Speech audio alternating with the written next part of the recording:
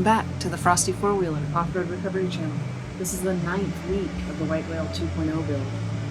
We're close to the end. The White Whale is starting to look a lot more like a truck. We have this new cool steering box mount that was designed and finished by Ian. We're working on the rear leaf springs and where the rear axle is going to sit. We're trying to make room for the fuel cell and maintain a nice pinion angle.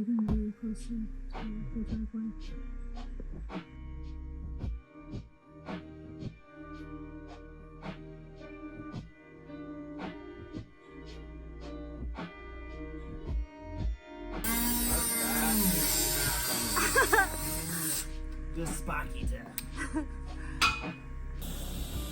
I always forget Ian's younger than us. So to accomplish this, we decided to mount them through the frame as high as possible.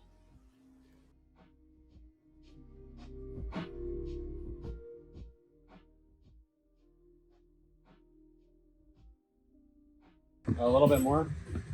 A little more. Right there. You get yours. Drop just a couple more inches if you can. Oh, this is not. This one's backwards. They're inside because it's wider. We want to flip them in. Oh, I see what you did. You know what I'm saying? Yeah, because one of the leaf springs like. The shape of the hangers was very important. You want there to be the right angles. So the guys put a lot of work into this design. They're very proud of the angles. I really like it.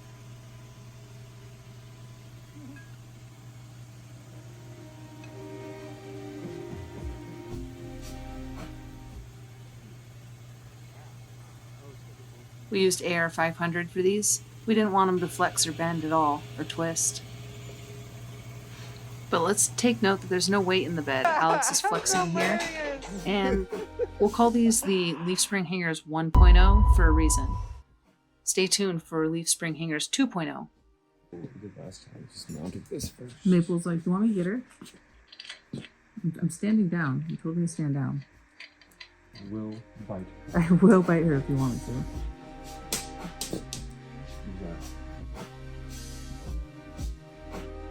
So back to this old 8274 Warden winch.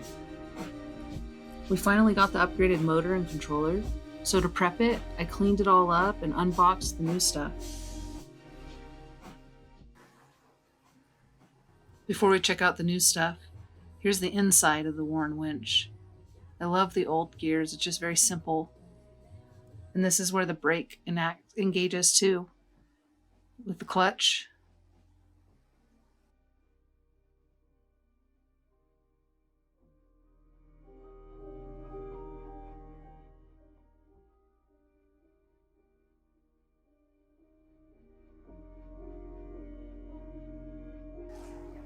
Here's the unboxing. This is the new controller.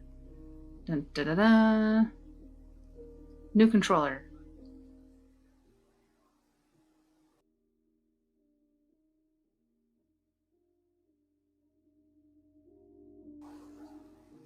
And now for the new upgraded motor. The guys saw me struggling, so they helped out. That's one nice motor. Heavy little guy. Nice. Extreme performance.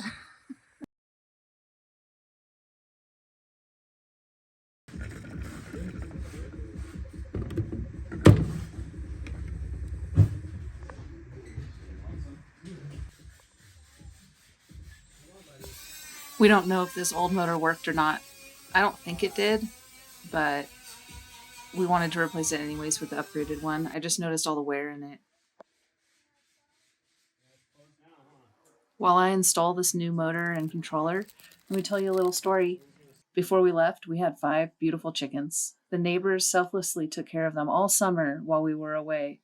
And one night, this big old bear came and ate all my chickens, tore open the hutch, and left me with one survivor. At least that one survivor lives at McGee now. But enough of the chickens. Back to chickenless Jenna, changing out this winch motor.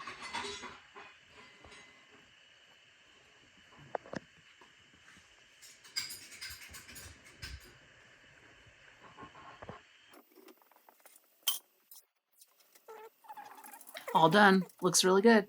It's now time to put the clutch back in. And watch back closely to the presses in the background. The presses may or may not try to kill Ian now.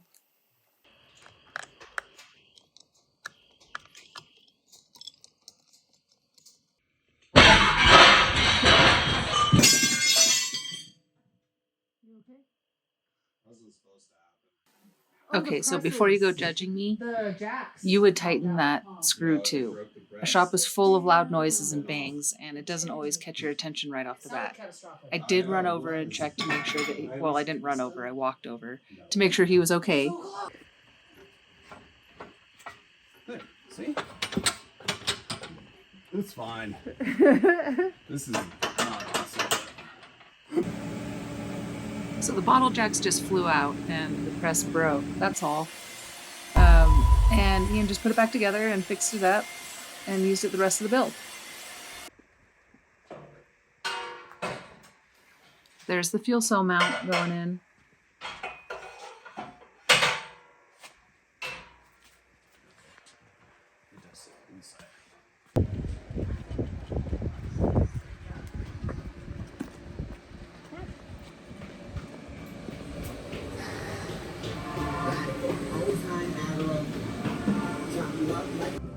That big piece there is going to be bent into our winch tray, and those little bat wing looking pieces are the braces here that are going to mount the B pillar onto the frame.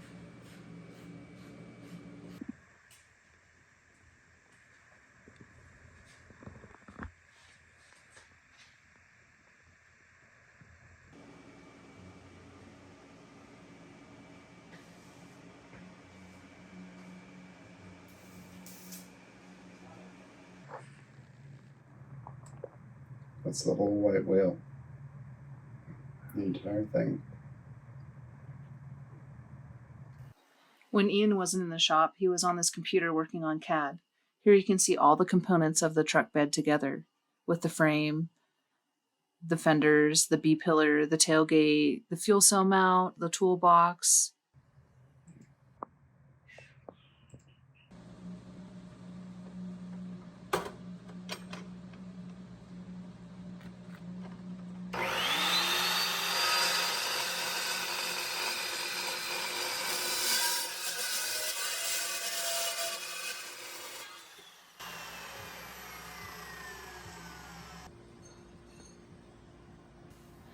These are some of those files from CAD that Ian was working on.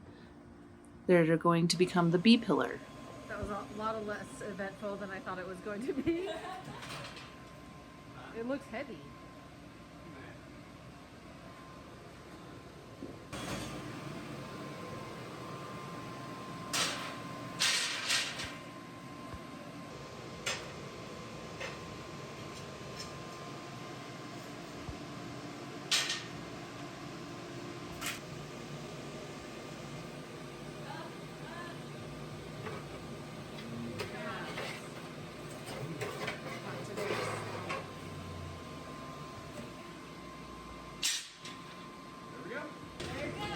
To become a B pillar. Challenge accepted. Oh, we're gonna be making love for most of it.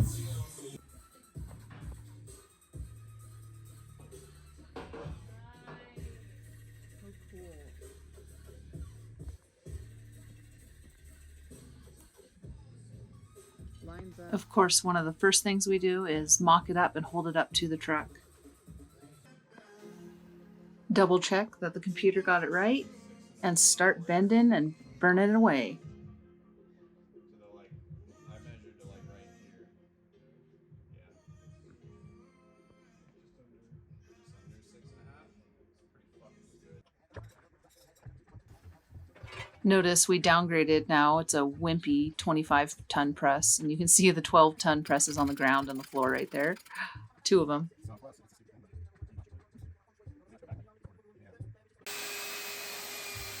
This is Ian modifying his press so that he can bend up the winch tray for us better on the B pillar.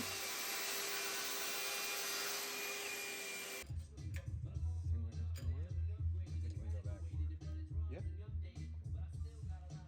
Maybe, I don't know. Let's still side loaded, but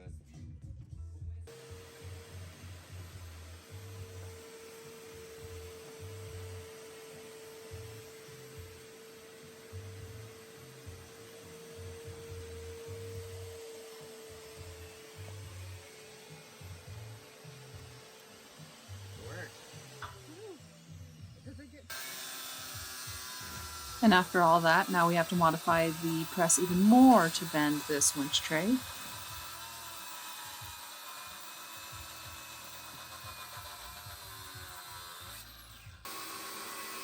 And Squint's taking one for the team here. No eye protection or anything, just getting sparks all over him while he's cleaning up other pieces of the B-pillar.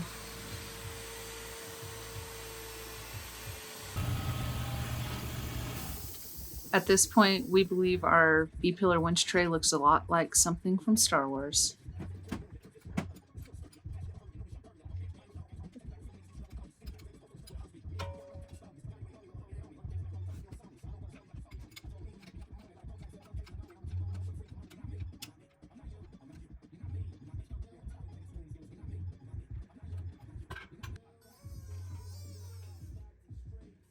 It's a pretty cool part.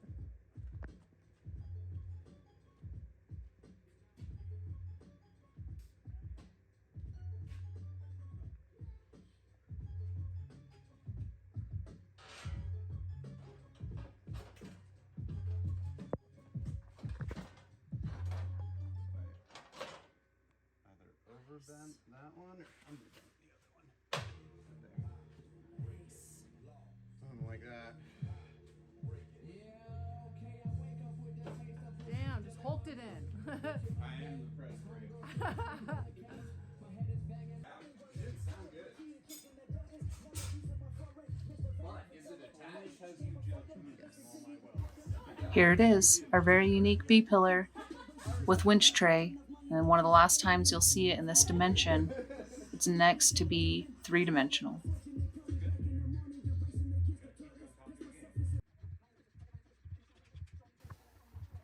Here, Ian efficiently practices bending multiple pieces at once. He did this a couple times, and interestingly, sometimes the pieces came out a little different, but it was very efficient and effective.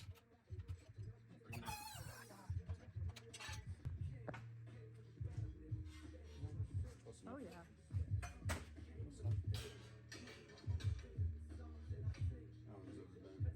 That's weird because I bend them both at the same exact time. I witnessed it.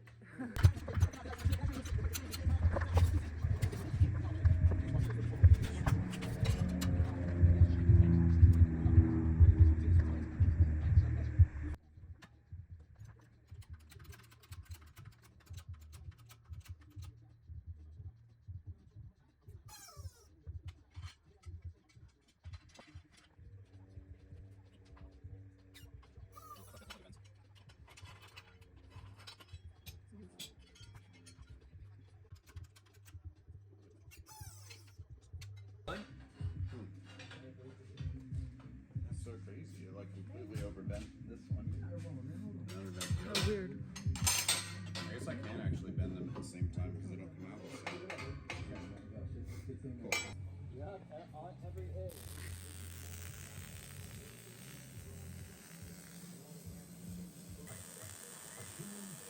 Both Ian and Squints, with all the iggin going on, the miggin and the tiggin.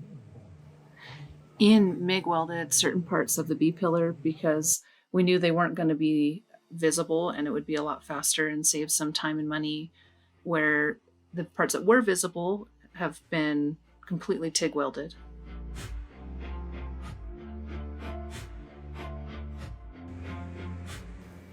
It's a shame the B-pillar isn't more visible on the end of the build because it's just covered in the bed by the winch and a lot of our supplies.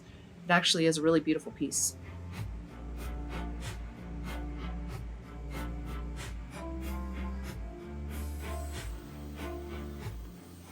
This is a close-up of Squint's TIG welding. I sped it up and lowered the exposure so you can really appreciate the process.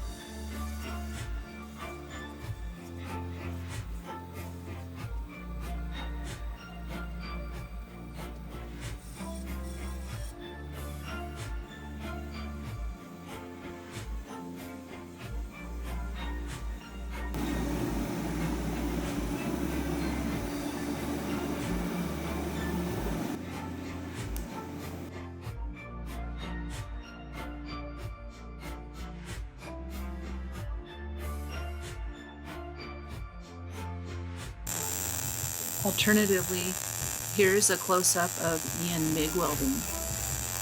You can see how much more it spatters.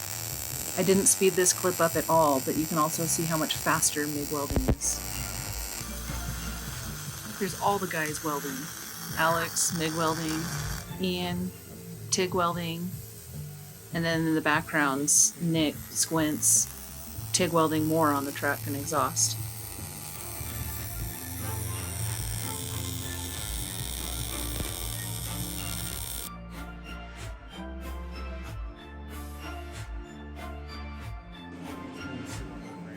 Here's Alex just asking Squints to help custom TIG weld this that he has put together.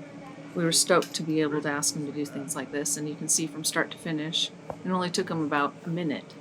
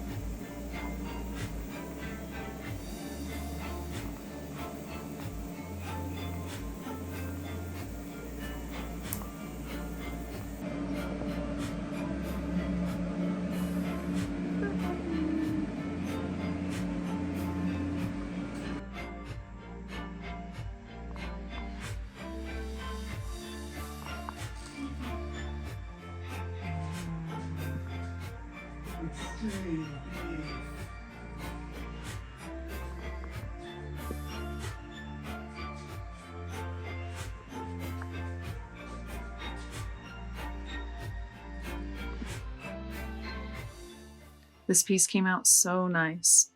Again, when you see the truck close up, take a minute to look at the B-pillar. It's kind of hidden back there, but it's one of the nicest pieces on the truck.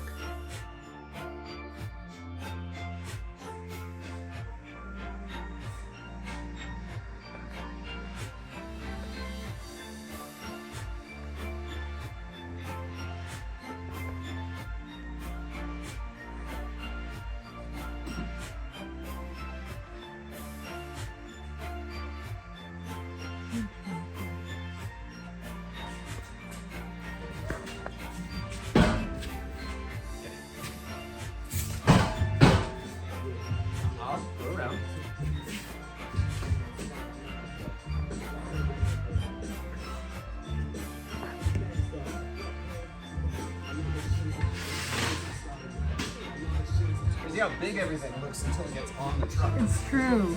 Then it's small. Proportionate.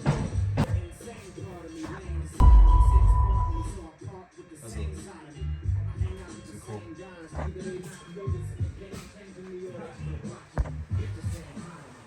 It's pretty cool.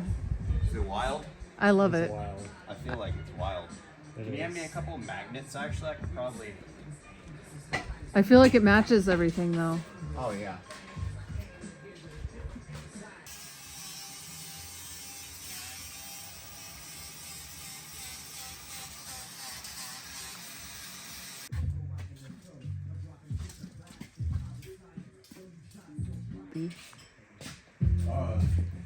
That won't make me happy. No bugs. Back to more cosmetic stuff. This is the inside of the hood of the white whale. Left is after cleaning, before is, or right is before.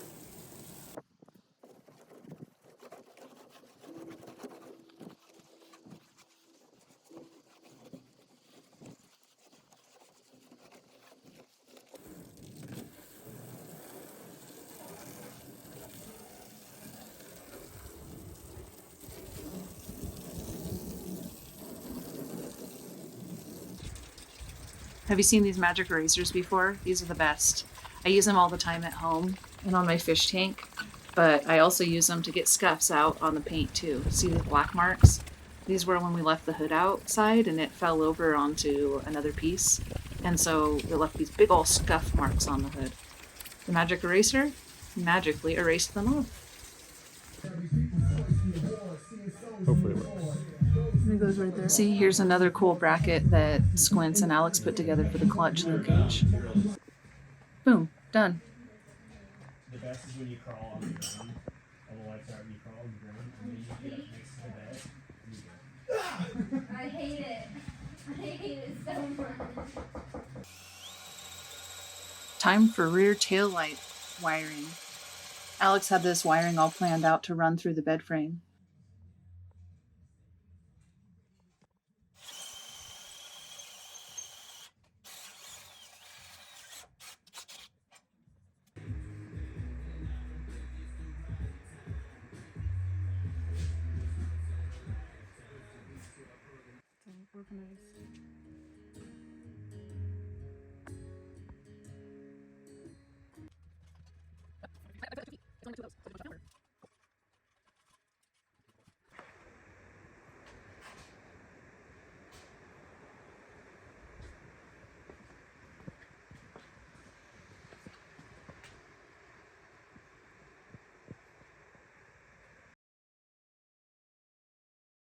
It might sound strange, but after a while of looking at the build, you have these favorite intersections of welds, and this one was mine.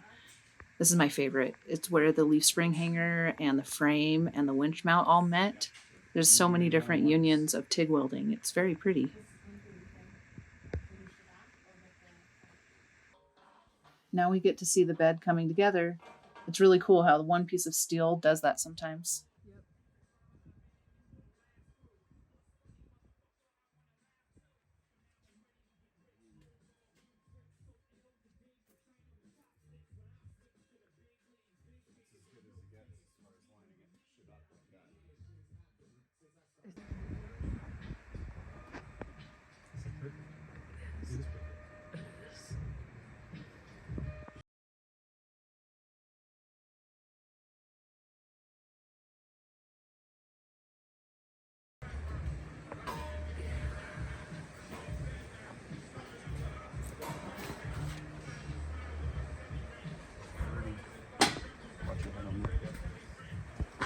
Look at that.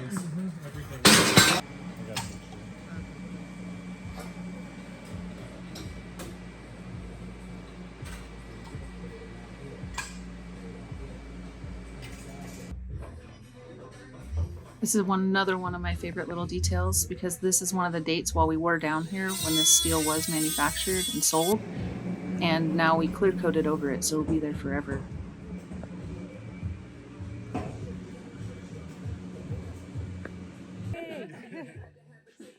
Beautiful.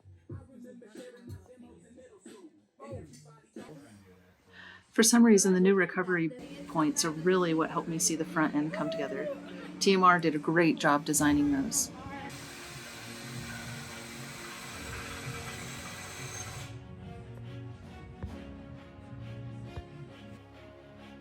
Another example of teamwork. Here's Squints pulling out that seat frame, finishing that up. Ian working on the bed sides and welding up the bed and the shock mounts. Alex in the cab or the engine bay working on wiring up there. Everyone's working on something and they aren't stepping on each other's toes at all.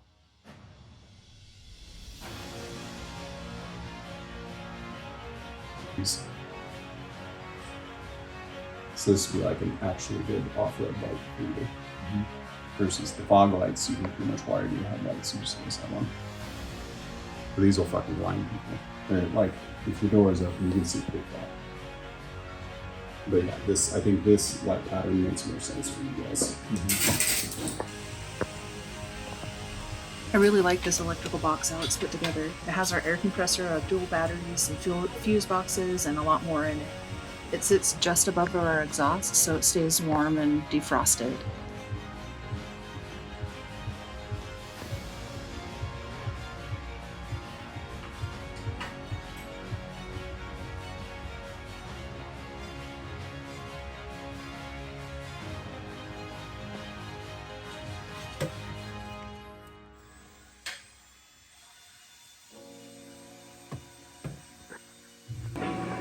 And here it is all welded in.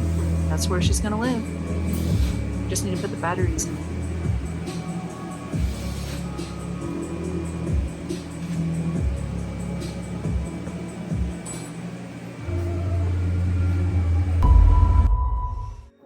I saw they have some that have a button. Yeah, I have one in the toolbox.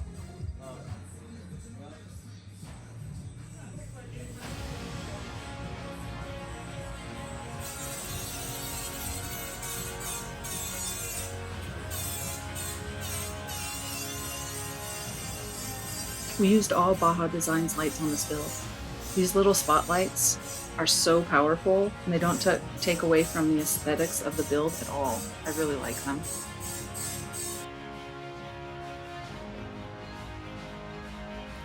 Our next big goal or accomplishment is going to be the front links. I personally love leaf spring systems and leaf spring life, but let's see what this link life is all about.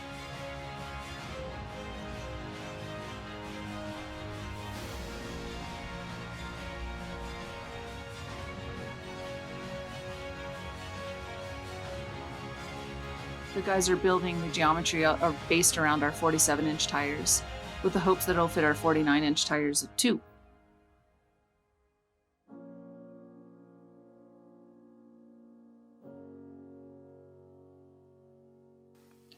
Ian has this cool program that he feeds numbers into to get previews of the geometry and travel.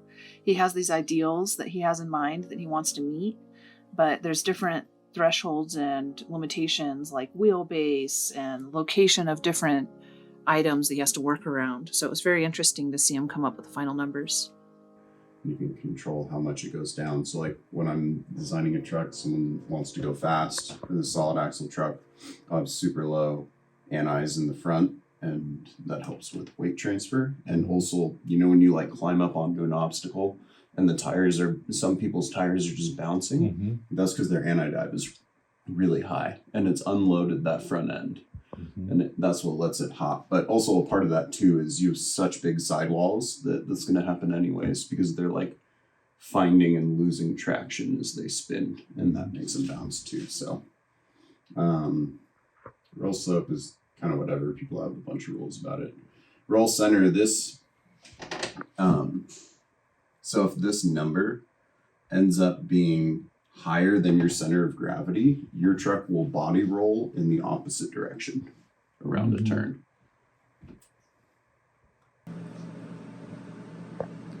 Before, after, before, after.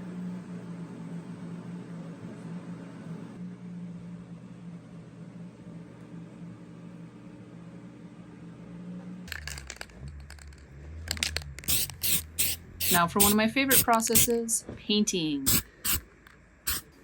This is like the only part we painted on the entire build. The rest of it's clear coated. This is one part of the seat mount, and we're painting it with black steelite.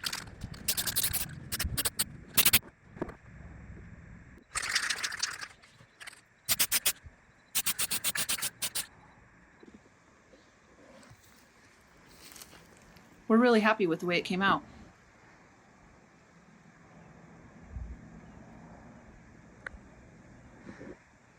Painting the seat mounts. We got some really cool details there, but we're using steelite.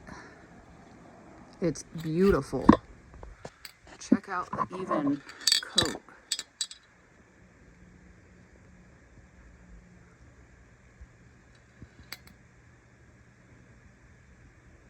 Beautiful. Yeah, for steelite. And this clear coat that we use, this is one of our all-time favorites. We used it on the buggy before, and we like how thick it lays on. It's extremely toxic, though. You can tell because they brand smaller than the skull and crossbones on the front. But see that reflection? And that's not even when it's dry. It's still wet and kind of matte in this scene.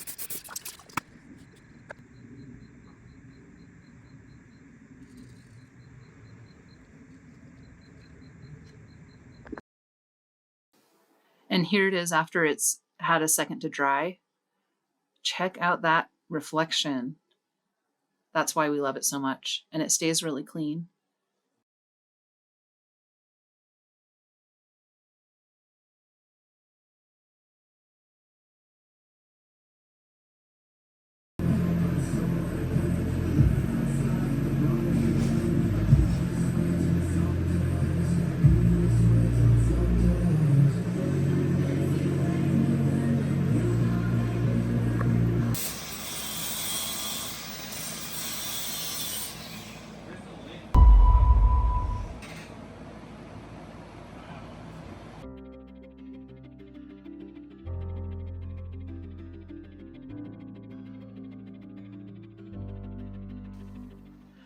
We're getting so close to the end. You can see everybody working on something.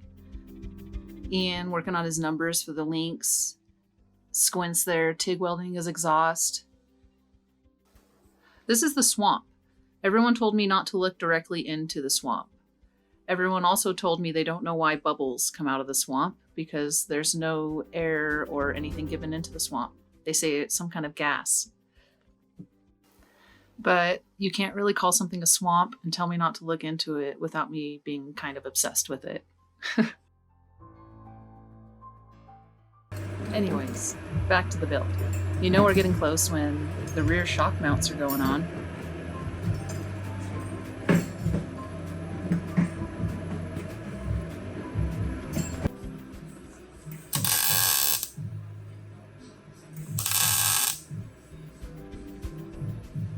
Mega squints.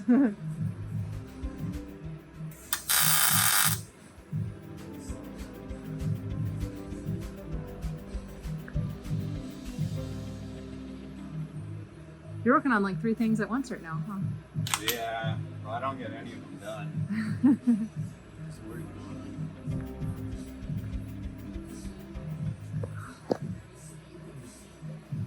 One of the things Ian was working on was the rear sway bar in addition to the shock mounts. We used to turn a corner and the truck body and frame would flex and stay flexed until we turned the other way to straighten it out. This sway bar is a big improvement for us. So we plasma cut the holes,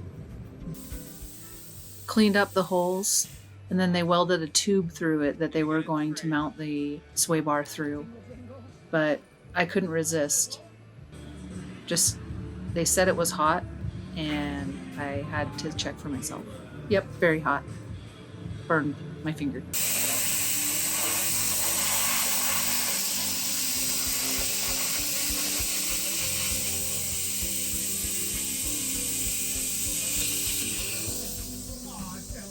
In the frame! Oh, well, it's gonna have to join the dead fish in there. You're probably fishing. Okay, so also, can you imagine someone like me sticking a camera in your face And then touch at it all because it's times not while hot. you're trying to plasma cut holes, while you're trying to measure things, while you're trying to weld things? These guys are so patient with me filming, and I mean, I'm sure they get frustrated, but they never really show it while I'm filming. And they're always great sports. Like, I normally wear like a 10 to 11 for welding. You got it! First try! Got it. You cursed it by saying first try. The hot.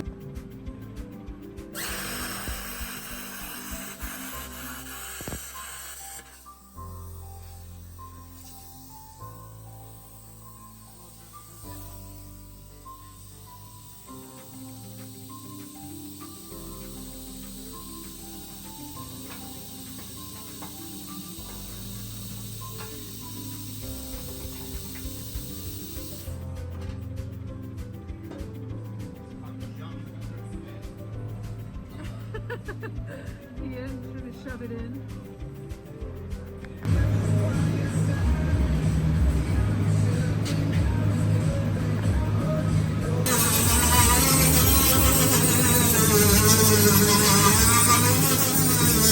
This is the climax of the whole thing. Yeah, I have to clean the tube. Wait, this tube actually has to come back out. Don't hammer. It's stuck, don't hammer. Can I have a hammer actually? I need to hammer my end. That old tube needs cleaned.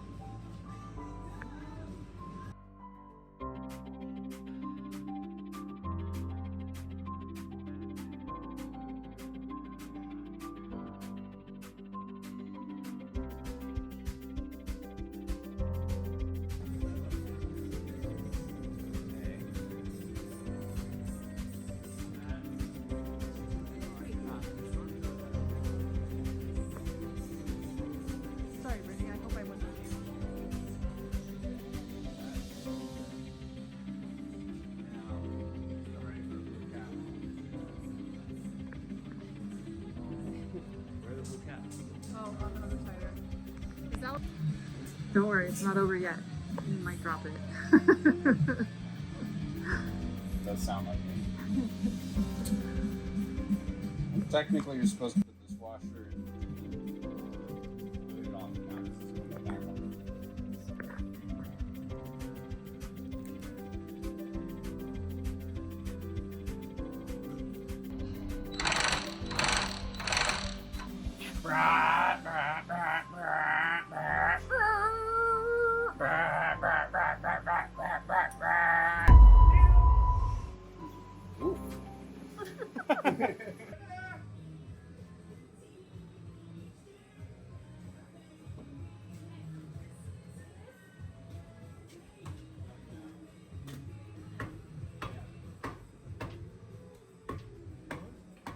It did look like it for a second. Connect them. Kind of in the way of the pass through, though. We just have to laugh when the shocks are just a little too big, and the rear drive shaft's going to be like 500 inches long. So I'll just rotate But back to the shocks are too big. Squints is eager to finish the exhaust too. He had to wait for a few other things to be installed before he could plan out the whole exhaust. You know, like the transfer case being installed so that he could work around that. And now he has a good plan of where to go.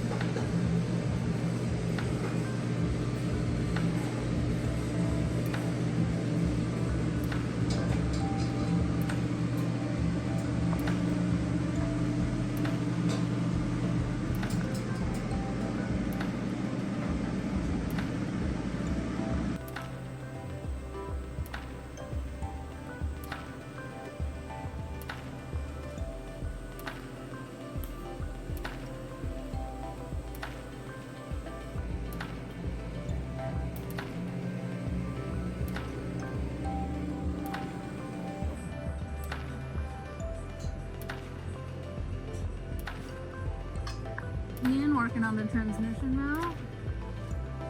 Cross member. Ian's working on exhaust.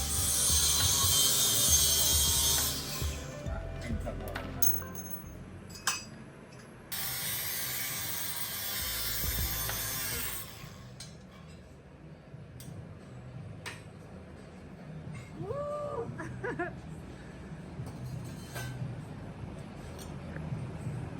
Well, proceed.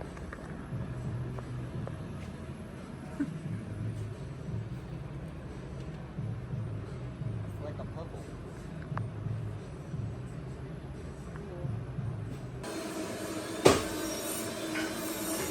Here's 99% of the exhaust done. He just has to fill those little gaps left from the headers down to the collector to the mufflers. There's multiple mufflers. And out to the exit. We love this exhaust. We love the teardrop.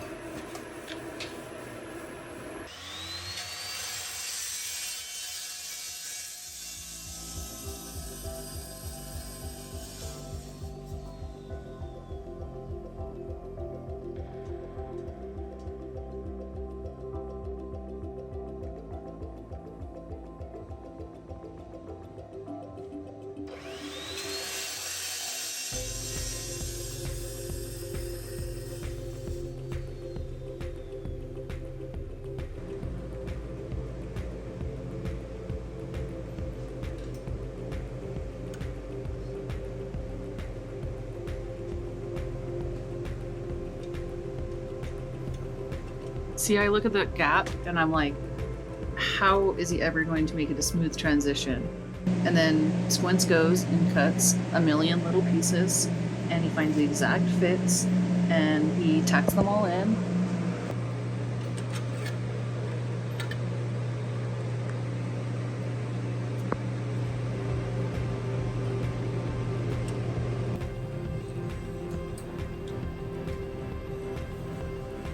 And then all of a sudden he has a smooth transition from front to back. It's pretty impressive.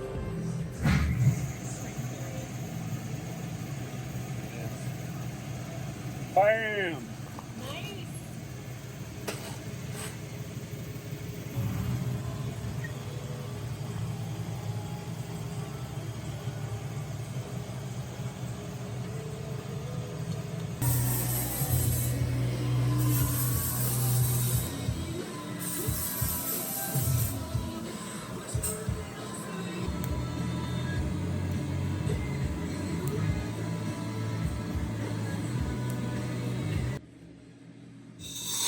Here Squints is demonstrating the flow, so he has compressed air blowing in one end of that Y pipe, and then it's sucking the paper towel through the other end of the Y pipe. Okay, so here's the first official test of the exhaust. It works! Look at that. Goes in one end and out the other end. This is a big moment. We're pretty stoked.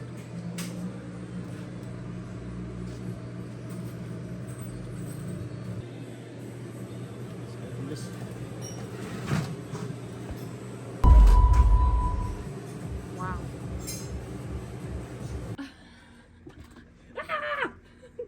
So creepy.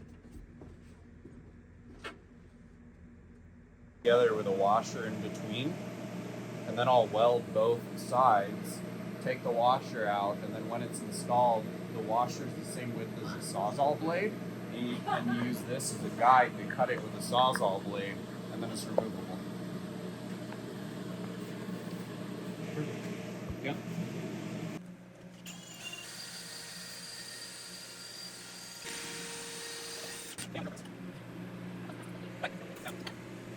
We're not nerds.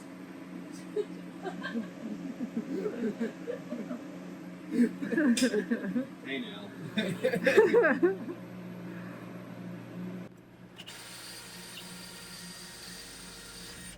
Tons. You should see how many times it takes to bend it. Ian's demonstrating the strength of these AR 500 plates. I think he might just want to push the press's limits at this point because it tried to kill him earlier. Get the longer ball. But let's hang in there for this demonstration of his. Yeah, you just need leverage, Ian. It's starting to bypass Maybe the more piston muscle. in this thing. Oh my god, it looks like it's bending the arm. Yeah, it's just What bending it. is happening? Yeah. What's the point of this? Nick backed away. Squints backed away slowly. Didn't even bend it. Oh, it did bend it. Slightly. a little bit. Look, Yeah, almost out. nothing. Now to bend up some tube. Oh, wait. It's not bending. Poor Ian. He worked on this late into the night, as you can tell. And it just was not working. So next week, we will go get a new RAM and finish this truck. So stay tuned. And thanks for watching. Be sure to check back. We even have a walk around plan for you guys. See you then. Sick.